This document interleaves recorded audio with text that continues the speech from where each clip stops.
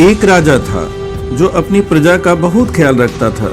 वह अपनी प्रजा के बीच जाता और उसकी समस्याओं को सुनता था। वह कोशिश करता था कि वह उसकी समस्याओं को दूर कर सके। उसकी कर्तव्यनिष्ठा के चर्चे दूर दूर तक फैले हुए थे। एक बार राजा अपने राज्य में भ्रमण करने के लिए निकले हुए थे। तब उनके कुर्ते का एक बटन टूट गया। यह देख राजा ने अपने मंत्री को तुरंत बुलाया और उसे आदेश दिया कि वो गांव में से एक अच्छे दर्जी को बुला लाए जो उनके कुर्ते का बटन लगा दे।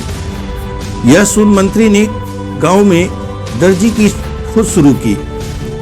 संजोग से उन्हें एक दर्जी भी मिल गया।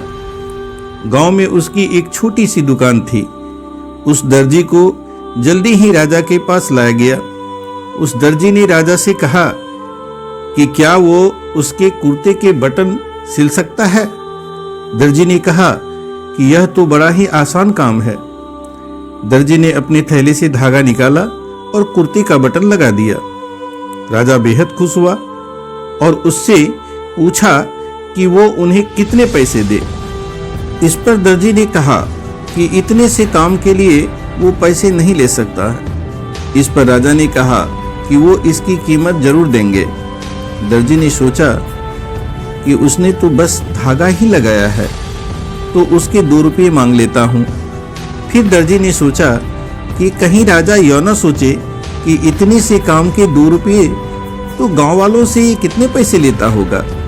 सब सोच समझकर दर्जी ने कहा कि वो अपनी इच्छा से जो भी देंगे वो ले लेगा। यह सुन राजा ने अपनी हैसियत के मुताबिक उसे 2 गांव देने का फैसला किया।